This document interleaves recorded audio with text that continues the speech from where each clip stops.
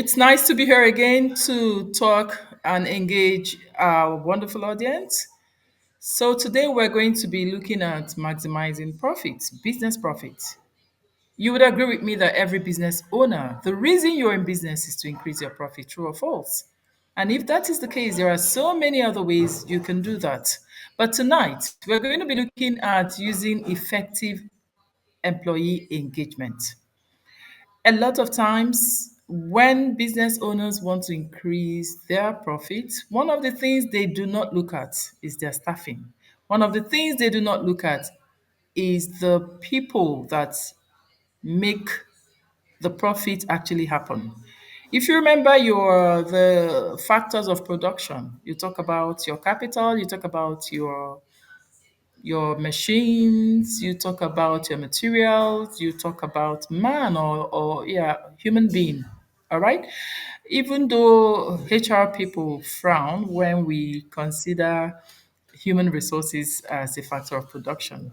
But in reality, in the sense of business, man is a factor of production because man contributes, man makes sure that all the other factors are brought together to be able to give us the end product.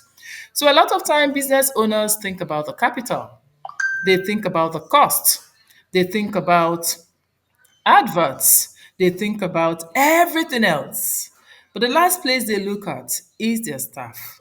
And tonight, we want to, spotlight that. We want to make you think along these lines because everything is important as far as increasing your business profit is concerned.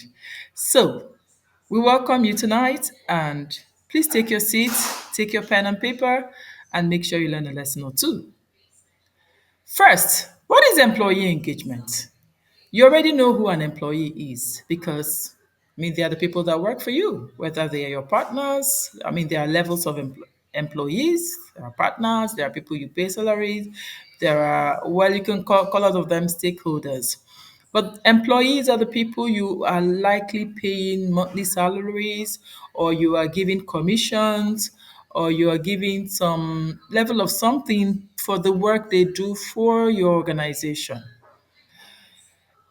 A lot of times employees are unhappy even though they are working, even though they are meeting their key performance indexes, even though they come to work every morning, come and stay till evening, submit the reports you want them to submit, go to the field to do whatever it is that you want them to do, but they are honestly disengaged. And what is disengagement? It's actually intangible because it is the connection between the heart of the employee and the work. So there are people who are very good at doing whatever they do, but their heart is not in it. But that's a talk for another day. So, in a nutshell, that's what employee engagement is, to make sure that the people that are with you in truth and in spirit, without trying to sound spiritual. So there Okay. was. So Can I so tell you this story before you come in, please? okay, all right, no problem. My father told me this story many years ago. He said to me there was a boy who was sitting down and his father said, "You need to stand up." And he said to his dad, "Dad, I'm standing up, but in my heart, I'm sitting down." That, in a nutshell, is what employee engagement or disengagement is all about. Yes, please. Okay. So is it possible, because as a business person, I am looking at how to maximize profit. Is it That's right. possible that employee engagement can affect the amount of profits that I make? Absolutely. For example, if an employee is getting disengaged, things are distracting him, he can tell you, "I'm not feeling fine, I want to go for sick leave." And truly, he was not feeling fine. So instead of pushing himself to do some work, he would rather remain at home or go anywhere else. And that's your production time going. And remember that when you think about productivity, when you think about profit, there is no way you will not think about your input. Time is an input factor. So That's very, very possible that, the employee could have come to work. Let's say he's having a headache. I know that headache can be serious and it can also be mild. Some headache, you can just take your Panadol, go and rest for 15 minutes and you'll be fine. Instead, he will put in a leaf paper and tell you, I need to go and see my doctor. Okay, so yes, it affects that. So your time goes, but you still pay salary. And remember, salary would accumulate into your expenses. Okay, and that ultimately affects profit because, of course, you know what profit is, the gross profit and the net profit. So that's one way that employee disengagement can affect. It can reduce your cost of production, which ultimately affects your profit. Another way is that employee can actually spend time physically in the office. The person is at work, but the person is actually not working. Why? His mind is somewhere else. And here is your production time or your work time, your productive time going. And you don't know. All right. By the time you find out, monies are already gone. You also see employee saying being there, but their body language is saying something else. And this can actually have a ripple effect on others because everybody has one person or the other that they influence. And so by the time this person starts giving off some negative vibes, it will start affecting every other person. And before you know it, the negative energy is higher than the positive energy. And we are, emotional beings. Human beings are emotional beings. So the more that happens, not only that one particular person is not productive, other people are also becoming, of their productivity level is also getting affected, which means because you cannot divulge productivity from profit. All right, which means cost of production is going up because all these people are getting paid, but the time they are getting paid for, work is not being done. So if he was supposed to cover, say, so let's say he's a truck driver, for example, he's supposed to cover 20 kilometers in a day, he may cover 10 kilometers. And that's affecting or diesel consumption will go up, time to deliver the product will go up, the car wear and tear, the time he's supposed to have used to deliver 5,000 tons, he's using it to deliver 2,000 tons. So that's another way employee engagement can affect. Another one is that they ultimately leave you just at the nick of time when you need them. There are employees that just when you need them because they have the technical know-how. That's when they are giving you their resignation letter and saying, I'm sorry, I need to leave.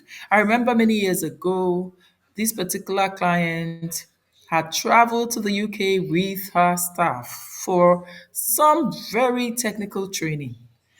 And you can't believe it, all expense paid trip. By the time they stepped back into Nigeria, 1 week later, this staff turns in her resignation letter. Can you imagine that? What happens to all the investment? And there's no law in Nigeria that says you can't stay, or nobody can keep you beyond your will. And so that's employee disengagement. Because even if you were to tell the person, refund the money that I spent on you, will the person also refund the time?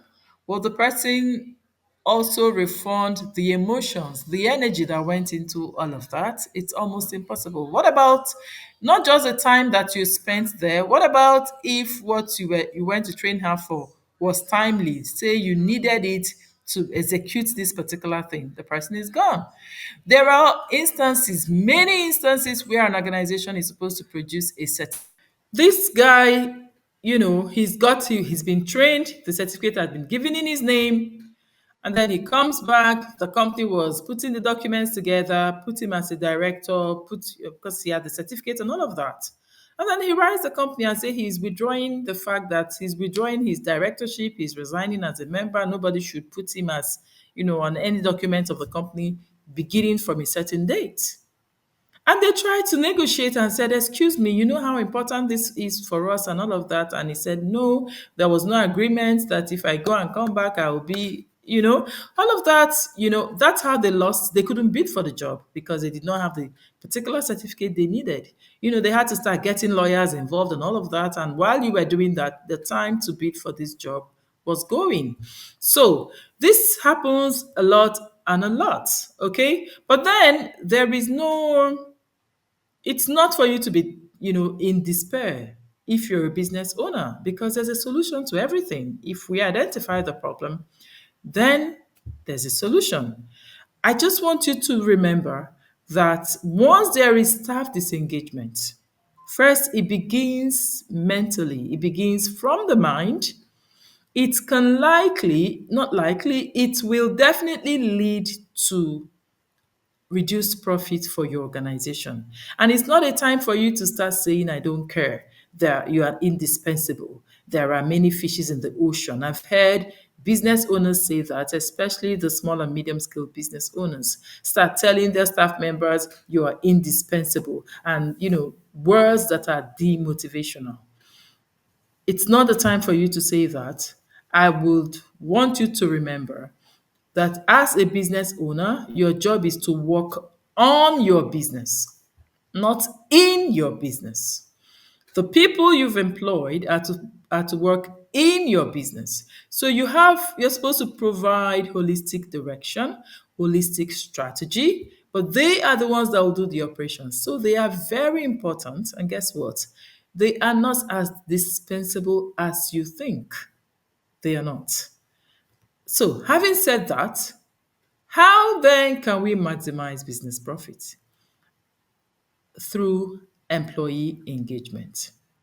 I'm not going to be saying this in any particular order because there is no particular order, but you're just going to do your best to see how much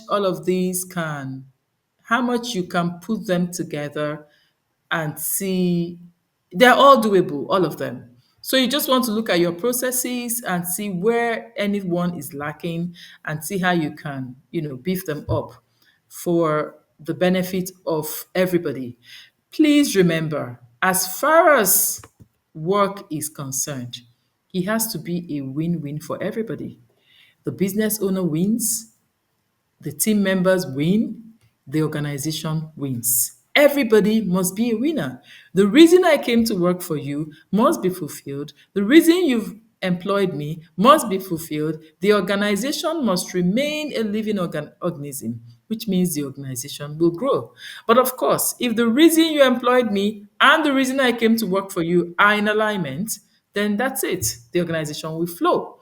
So, in no particular order, how can you increase profitability using employee engagement? Employee engagement means that in my heart, I'm sitting down. And physically, I'm sitting down. Remember the story I told you my father told me about the boy and his dad? That is called congruence. That what I wanted to do from my heart is what I'm doing. That what I love to do from my heart is what I'm doing. That what I was employed for and I'm doing is what I'm happy about. Because that way, whether I'm paid or not, I will be doing it. That way, whether I have to come to work even with the headache I'm having, I will do it. Not out of coercion or compulsion, but out of the love for the job that I have. So, one of the first things I tell employers is, do you know what is important to your team members? This is, I consider it a bit tough because so many managers, so many business owners, so many people at managerial level do not even think about this. What's important to your employees? For example, if you employed someone right after school, what's important to him or her? It's possible at that point, what's important to him or her is to get experience, work experience. So whether you pay him fat salary or not, it's immaterial. If you employed a 40-year-old, what's important to him or her? If you employed a 35-year-old, so let's say a 35-year-old who is unmarried, whether man or woman, what's important to her is definitely different from what's important to a 22 or 23-year-old, different from what's important to a 45-year-old. And this is what I call value, and plural call values. You have a duty to find out what is important to the people that have given up themselves to become your team members.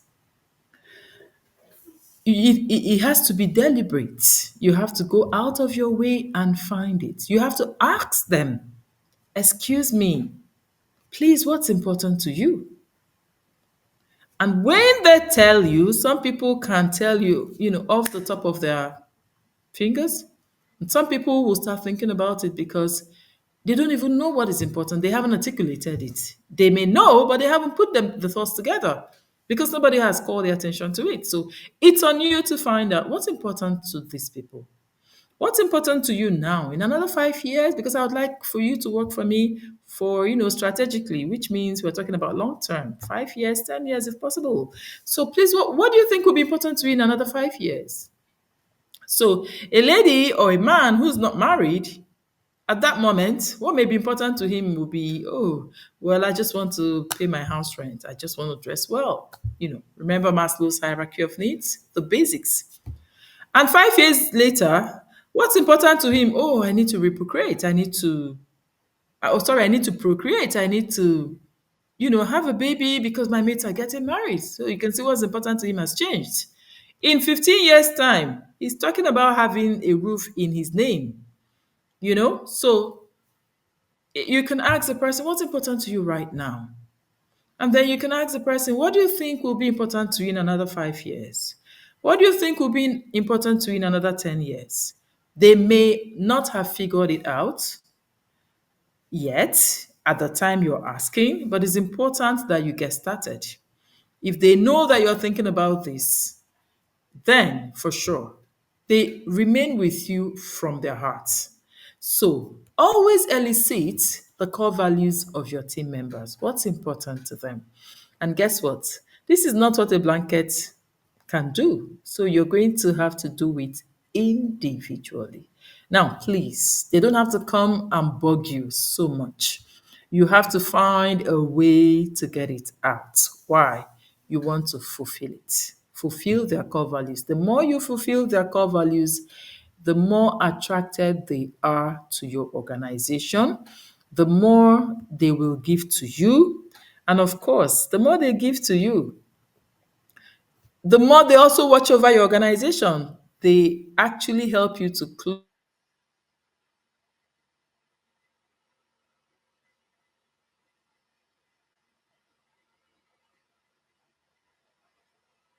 the loopholes wherever it is that will be affecting overall all night for you. They will crack their brains. They will think creatively. They will think critically for you.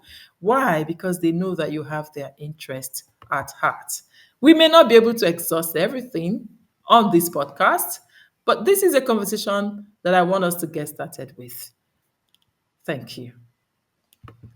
Awesome. Awesome. Awesome. Awesome. So let me ask some questions. Please go ahead. Okay. So you talked about engaging employee, right? Effective Yes, employee engagement. And one of the yes, things you talked about is knowing their core values. And that's then right. you went on to explain that the more you know their core values and the more you meet their core values, what they That's right. hold dear, what's important to them, that the That's more right. they will stay with you. That's right. But I have seen situations whereby you have organizations, particularly in this our country, Nigeria, where the organization takes such core values that are important to the staff seriously, takes care of it. But you find out that the employee then turn around and abuse it and take it for granted. And in the end, rather than help the employee to become a more effective employee, it makes them even a lazier employee. How do you tackle that and how do you prevent it? Okay, thank you for that. Even though most cases that this will not be the case. Meeting or fulfilling core values is just one out of the other things that we're going to talk about that can help with effective employee engagement. But let me tell you that if you elicited the core values yourself and the people are sure, because sometimes they can throw things at you that are really not it. All right. To get people's core values is beyond asking them what are your core values. Because I tell you, some of them don't know. Example, you ask someone, what's important to you? Or what's your hobby? Oh, well, I like to travel. Okay. Tell me where you've traveled to in the past 6 months. Nowhere. The person doesn't like traveling. And when you ask, oh, you say you like traveling, but in the past 6 months you haven't traveled. He said, oh, I don't have money for it yet. Okay, that's fine. Can I know what you did with your last salary? Please write it down.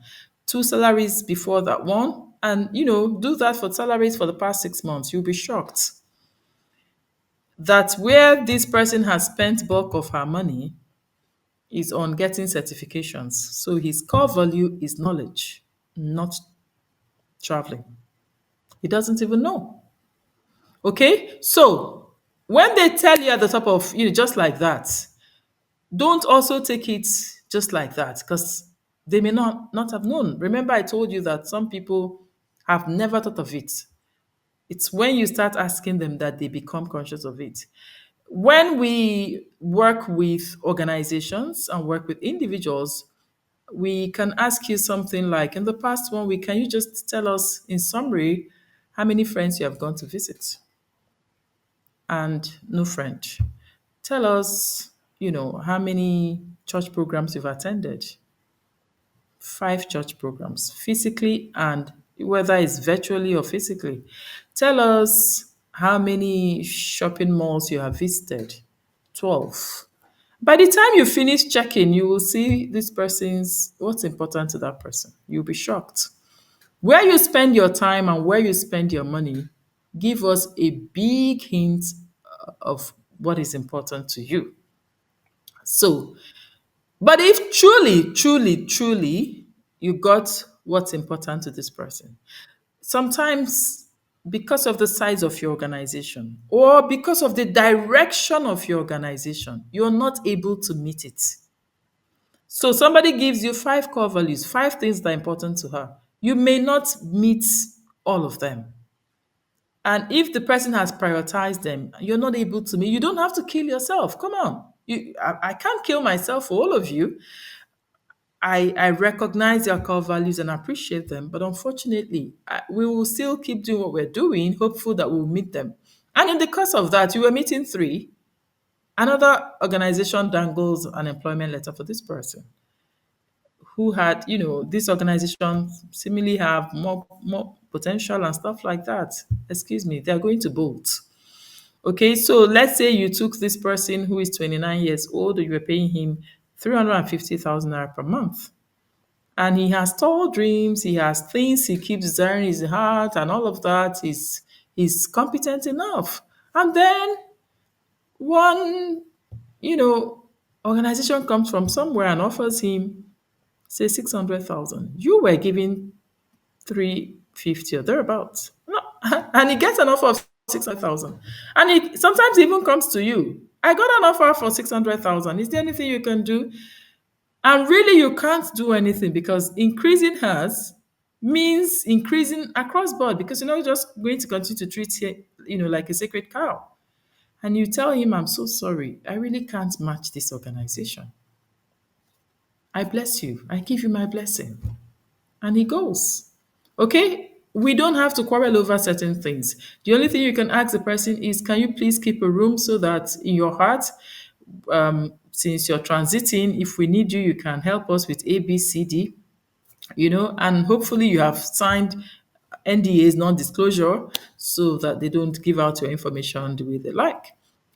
So if he keeps that room, when you need him, you get to him and all of that. So it doesn't mean that okay, because you've given us your core values, then we're no, you can't meet everybody's core value. You're not God. So that's one. There's also the issue of encouraging ownership. I was talking about employee engagement, encouraging ownership. There are times I've worked in an organization where I was saying, in this my office, this doesn't happen, this doesn't happen. And then one day, my boss calls me and says, this is not yours. And I was taken aback. I said, sorry, ma, what do you mean? Why do you keep calling it mine, mine, mine? Why do you keep using that word? And I said to her, what word am I supposed to use? She said, I did not open this business for you. So that shook me because I thought she was going to be proud of me that I was calling her business my business. You know, her reasoning was different from mine. And I'm sure you know that that relationship did not last because definitely I saw where she was putting me. And definitely those that valued me more, gave me bigger offer. And because she hadn't valued me, I thanked her and, bid her farewell. So we must encourage people to take ownership of our businesses. Sometimes we don't. We tell them, keep your thoughts to yourself, keep your creativity and your creative thinking or whatever it is to yourself. Versus, hey, Amara, this could have been your business. You could have been the owner. If you were the one, what would you do in this situation? Make people feel good. Give them that sense. And when you're making them feel they're good, please make room for implementing some of the things they tell you. Maybe not all, but at least when you have told someone you're the oga, take charge. And the person actually takes charge. Don't rubbish the taking charge that the person has taken. You must reward it. And you have to involve people in decision making. Because you see, people come to your organization to sharpen their skills, apart from making money. Everybody has a reason they come. So they come probably to sharpen more skills, their skills, or yeah, to develop proficiency in certain things. And here they are at managerial level or whatever level it is, because decision making happens at all levels.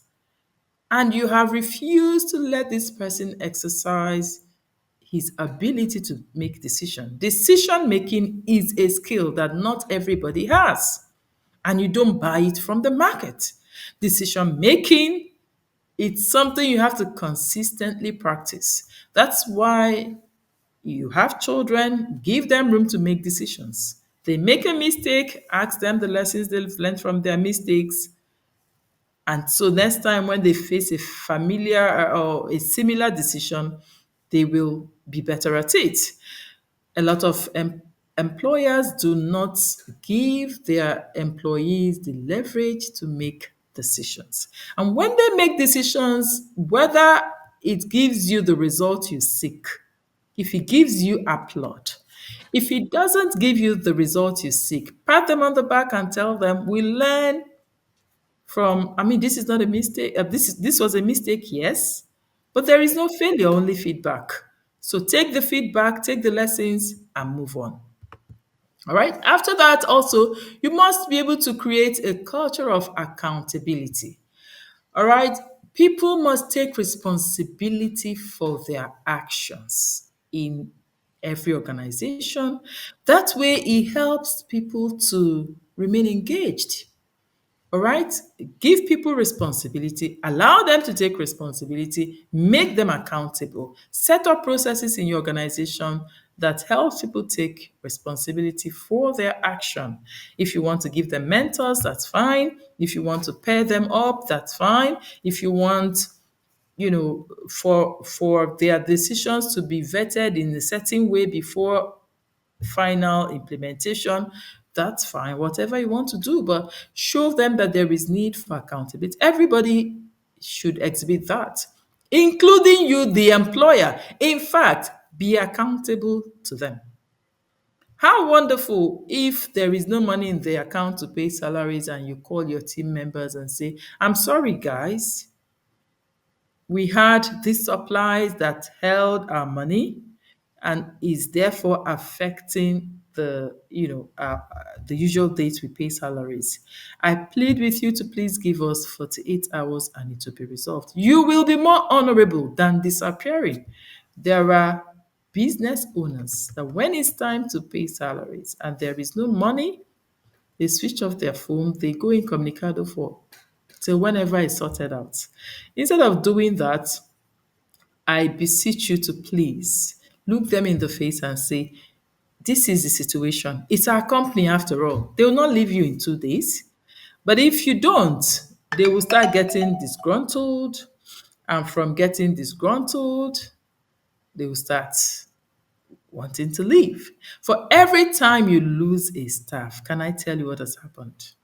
Especially without notice, because there are people that will tell you, I'm resigning effective now. You have lost all that you have invested in this person. Can I tell you that training is expensive?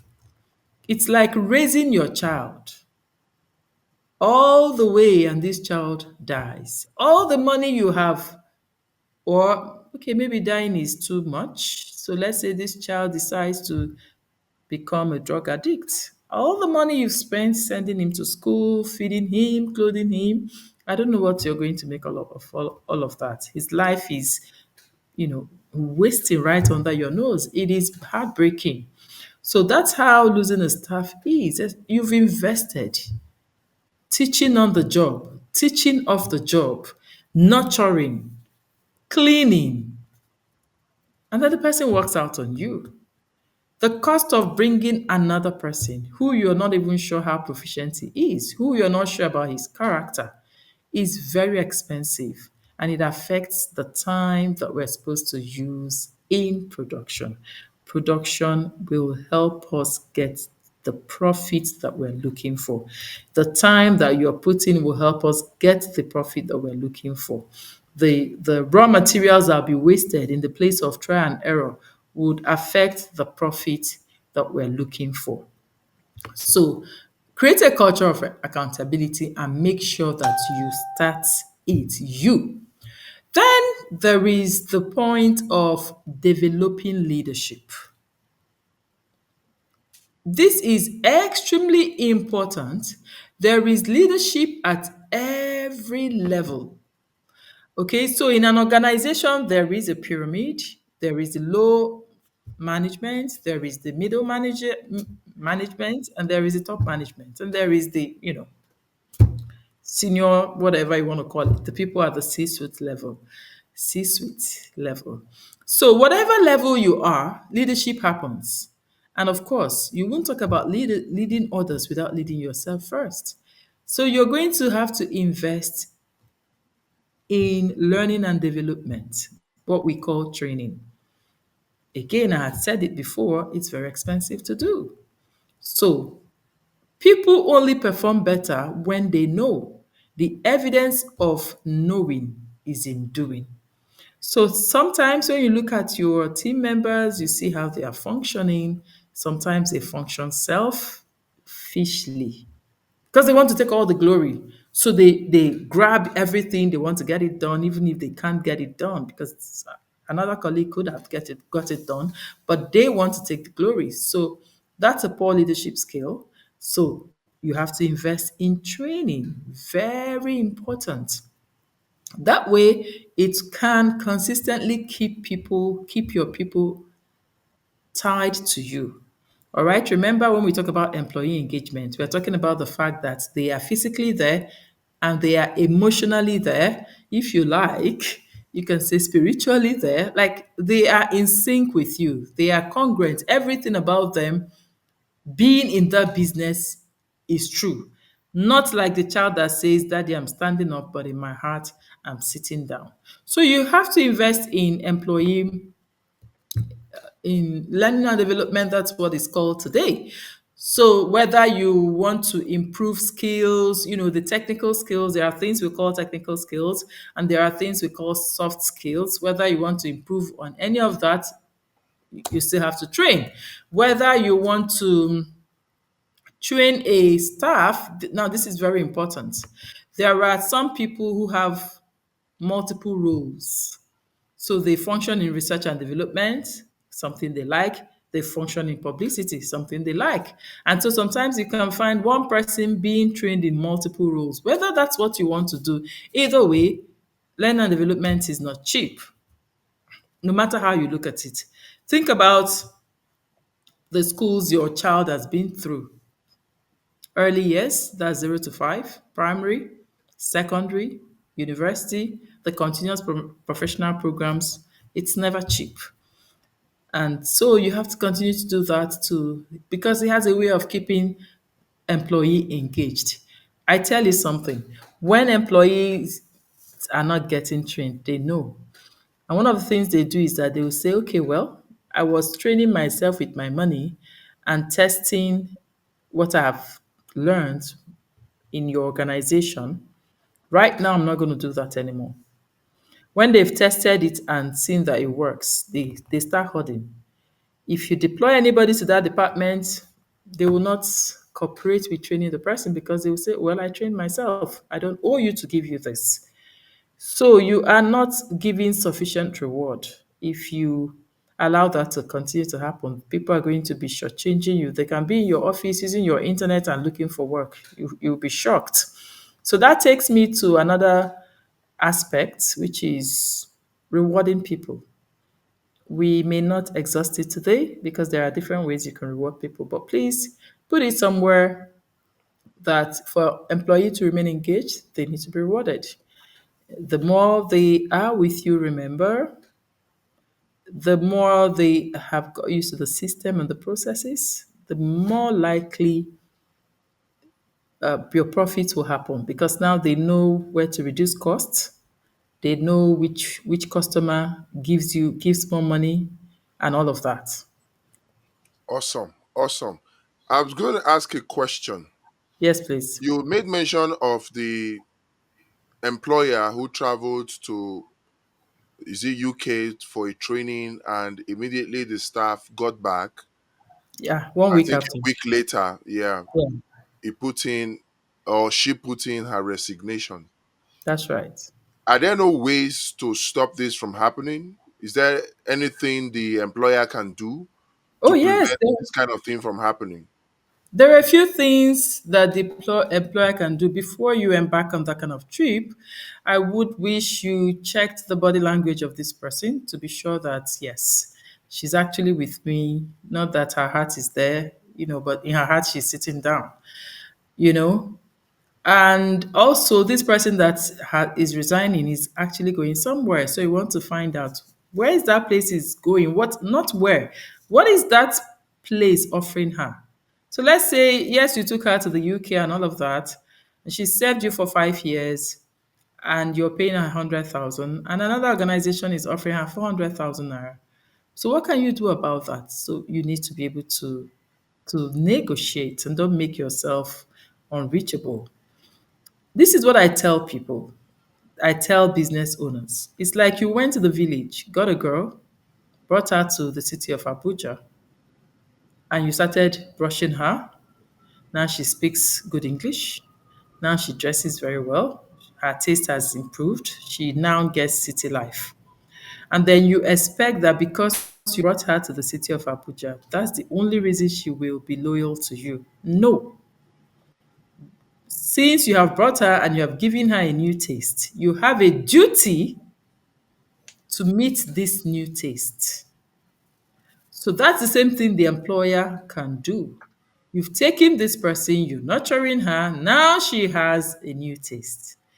You should do your best to meet this new taste.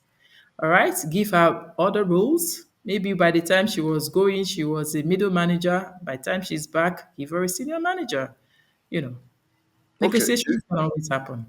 Okay. Is it possible that before I take that employee on that training, I get the employee to sign some kind of bond, maybe a Yeah. 5 year bond, to say it's going to cost me this money for me to train you, flight tickets, cost of training, accommodation, per diem, and all that? and then you put a condition there, maybe 5 years or a 10 years or a 3 years bond to say, if you agree to go on this training and I'm spending so and so money, then you cannot leave my organization within that period of 5 years. And you cannot decide not to give your best because you feel you are bound. Do you agree? And if he says yes, can that help me stop that staff from leaving? There is no law that will enforce what you've just said. What you can do is, oh, we're traveling, this is happening, this is going to cost us 2 million naira. We would expect that by the time you come back, you work for us for 2 years. Otherwise, you give us back 2 million naira. So this person can happily give you back the 2 million naira. Remember, truthfully speaking, it's not the 2 million naira you're looking for. You're actually looking for the person because you want work done. You want to make profits. Okay, so the person can get another job with another organization and they say, okay, take the 2 million and go and give them and come and work for us or with us. So the best thing to do, I would say, is to actually keep your employees engaged so that even if they will leave, they'll give you ample time to be able to transfer the knowledge they have to somebody else because the organization is a living organism. You don't tie it around anybody. I mean, at any point you find what looks like a greener pasture for you, you can take a bow. Because come to think about it, what if you died? The organization would have still continued. All right. So what we're looking for is the time for you to transfer knowledge and move on. No law, I'm not sure. I'm not a lawyer, but I'm not sure there's any law that will force you to work in any place longer than you wish to work there. Well, but if you sign the agreement, agreements are binding. I have worked in a place where they did this kind of thing. Although what you said is correct, because usually when the employee gets um, another offer somewhere else, and the employee, the new employer or the poacher Yes. now Yes. decides that, okay, fine, do you have any bond? In fact, it happened that the employee actually said, I have a bond. And in fact, what happened is that the bond was actually not just the cost of the training. So the training will cost, say, 5 million, Mm-hmm. and the current employer puts the bond at 20 million Mm-hmm. and says, okay, the knowledge you're getting, you're not going to leave it after you leave my company. So that can be quantified.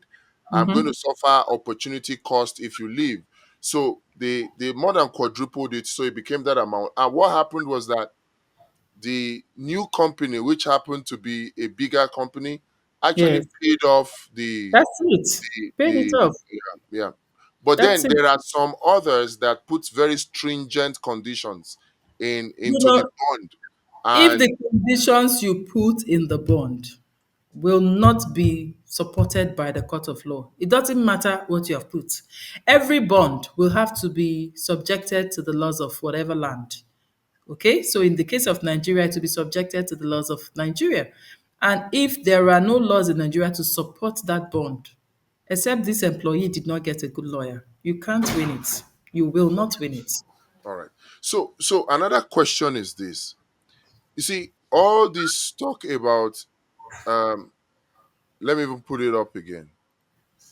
Um Using effective employee engagement. All of these things require training, right? Training on whose part? Training on the part of the business owner. Okay, that's right. Because yes, because he's the one that has to put in the investment to That's get right. this staff trained and engaged effectively. Mm-hmm. So if you have a business that is already struggling to make Mm-hmm. to even break even, not to even talk of making profits, the business Mm-hmm. is already struggling, right? Mm-hmm. And you can see that the business is actually suffering because of poor or ineffective employee engagement. How do you convince the business owner to part with resources that are not even there, um, potentially risking more losses in the aim of effective employee engagement? How do you do that for a business that is currently struggling, considering the harsh economy that we are in right now? Oh, well, whether we are in a harsh economy or whether we are experiencing economic downturn or not, that's not even, I don't even want to talk about that because the focus is for my business to grow. And we're saying this business is suffering right now because of the proficiency of our staff, because of the competencies, because of their disloyalty, they are sabotaging things. Okay? Disloyalty or disengagement will lead to sabotage. And so we're seeing this, and and you still want to be how are you going to be in business? You can't be in business.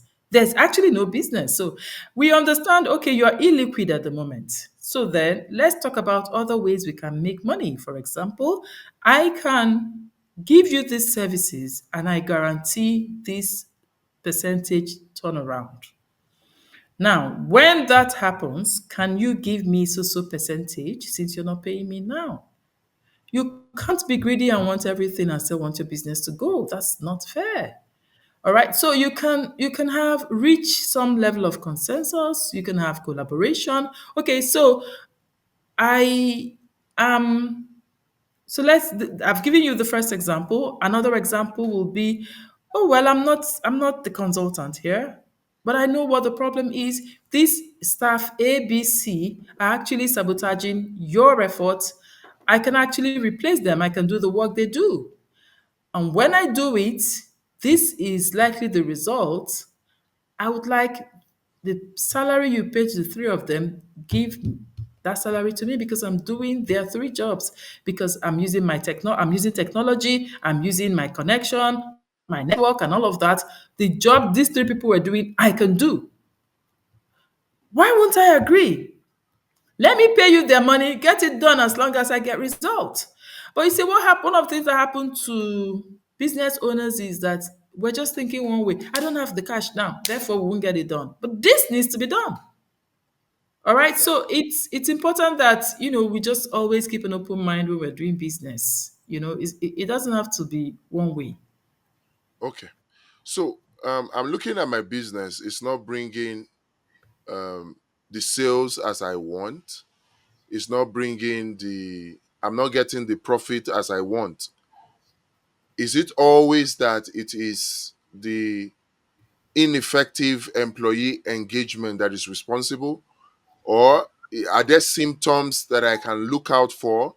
Are there signs that I can look out for that will show that my staff are ineffectively engaged? Oh yes. Staff engagement is not the only thing that can increase your profits. I mean, there's the government regulation, our policies, there is the place of pricing, there is the issue of raw materials, and all of that. Today, we're focusing on staff engagement. Yes, there are symptoms. I give you just a very small example. I call you and I say, please, something is happening outside. Can you check what it is? Then you go and come back and tell me, oh, there was an accident. And I said, what accident? What happened? "Oh, I don't know. Let me go and check." Then you go back and come in and tell me, oh, it was a taxi driver that hit a bike man. Oh my goodness, a taxi hit a bike man? Who is the bike man? Were they actually in front of our? Has any of them been taken to the hospital? Has the police been called? Oh, no, I don't know. Let me go and check if any of them is our staff or if the police has been called. The person goes back and comes back. Oh, well, the bike man brought a customer to the office and that's why they are there. Okay, this customer, was he injured and all that? Then he said, I don't know, let me go back. Silly. Imagine that one person you sent went there and came back and said, "Oh well, I saw what's happening. The hula baloo is because a bike man was hit by a cab driver. The bike man brought a customer to a bank, and it happened right at the bank. Our security CSO is looking into the matter. He's calming the bike man down, and we have called police. Police is on the way. The CSO said two of them can't leave until the police come. But right now, the customer is busy transacting a business in the office. We're dispersing the people so that they don't bring too much attention to us. This person tells you all the problem and the solutions and all of that. Now, that first person is definitely not engaged or not fully engaged, not as engaged as he ought to be. Look at the time, look at the resources he has wasted going Well, there back and forth. Yes? is it possible that the person you sent, it's not his or her job to do all of these things that you said? Because if I have a pure water factory, for example, and in Okay. that pure water factory, I have low level staff, the cleaners, the loaders, and those, the sweepers, and all that. And then I have middle level staff, those who are going to be operating the machineries, sealing, and all that. Then I have management staff, that are going to be in charge of all those, the accountants, and all that. If the incidents that you mentioned occurs and the nearest person to me was a cleaner and I sent the cleaner to do that, is it necessary that the cleaner has to have all these answers? Is it not possible that it's because of the level of that staff? Would that still make it a sign that the employees are not effectively engaged? Yes, that cleaner that I sent would give me answers that is commensurate with his or her level. I tell you that still that cleaner, there'll be levels of, there'll be another cleaner that will not even give you answer to the level that the cleaner is supposed to give you. Now, remember that's a symptom, right? When there are symptoms, it means that something else is happening. If you have malaria, for example, and you have fever, fever is just a symptom of the malaria. So you want to go and start checking what's happening. How come this stuff is like this? Oh, he has not been coming for training. Oh, he just joined us last week. Oh, his mother died. They gave him the news 2 days ago and he's not coordinated. Oh, his wife left him and married another man. So it may not entirely be that he's totally disengaged. It could be that, oh, this is what's happening to this person. And so right this moment, he's disengaged. Not that he has been disengaged for the past 5 years. No, this is what's happening to him right now. So you want to start fixing that. We're looking at symptoms, the things that if they start occurring, then you start knowing that, oh, something is fishy. You have absenteeism, a staff who is usually at work on time. Oh, let me not even talk about time. That's punctuality. A staff who is always there. Then all of a sudden, you start seeing approvals. Oh, permit me to be absent. Please permit me to be absent. You have to start checking what's happening. Is somebody getting disengaged? Then you talk about punctuality, somebody who is always there on time. Then after a while, he's not coming as early as he ought to come. You start checking. Some of these people can get disengaged because of mental health issues also. So it doesn't mean that, oh, when this you are disengaged to sabotage the organization. No. The point is that you are disengaged or you are disengaging. And if you are disengaging, it's like having a person who is sick. If I'm sick, I'm supposed to be getting treatment, not to be walking up and down and still, because I could collapse, and that's even worse for me. So you're looking at signs and symptoms, things to show that all is not likely well, and therefore you may not be the best person to be used for now. All right? Does that Okay. help? Yes, that helps fantastically. Thank you very much. It's been quite eye opening for me. So, what suggestions do you have for businesses uh, to solve or to better effectively engage their employee? What suggestions do you have for them? One suggestion I would have would be keep an eye And intermittently engage consultants, engage an external eye. You know how you have dressed up and you feel you're looking all good in front of your mirror, and then you come out and somebody says, this shirt, there's something about this shirt that is off. It's not time for argument. You just need to ask the person, okay, what do you see? And they want to just take another look. It doesn't mean you will change the shirt. It's just, it could be the person's opinion. It could also be a fact. The fact that you're paying attention is what's important. So sometimes get an external person to take another look at your team members. Take a look at their performances. That's why you have professionals who engage in performance management to take a look and see. And so when we see that performances are below expectation, we initiate conversations with the people involved because we want to know at what point did these things start going wrong?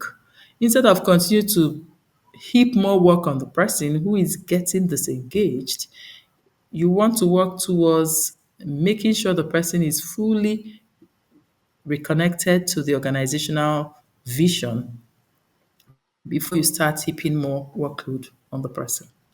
Okay. So, how frequently should a business owner engage an external consultant for Oh, the well, purpose of effective employee engagement?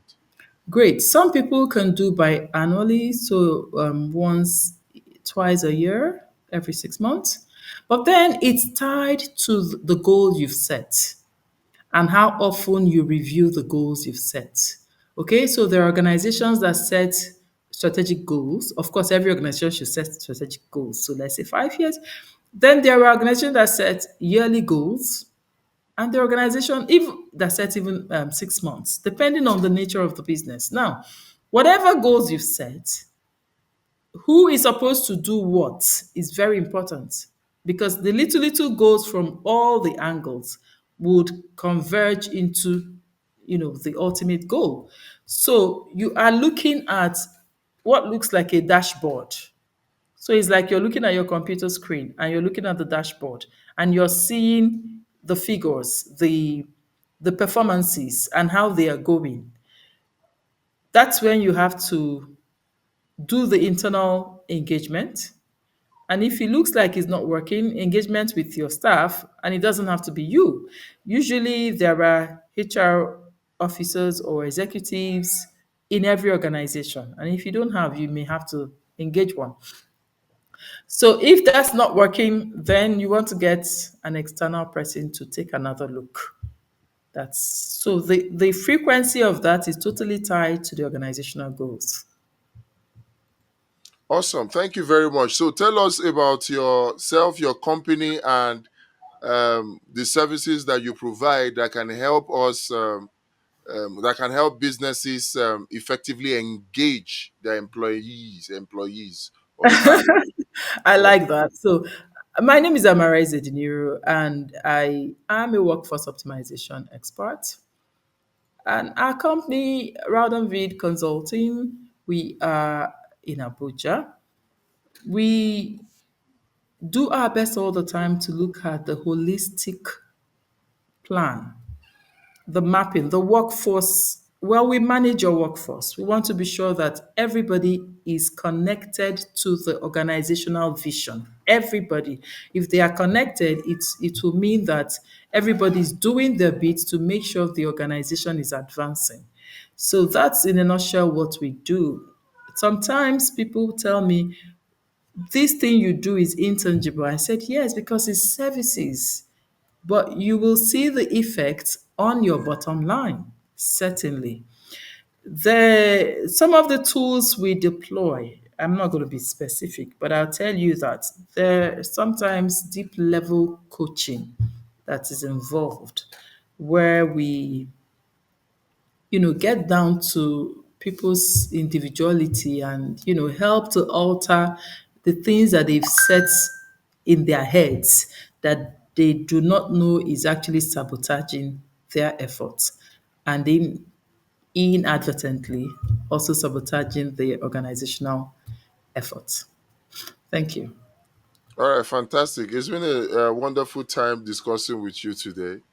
I Uh, appreciate it. yeah, so we'll continue next week, or we'll continue in the next video. Thank you very That's right. much.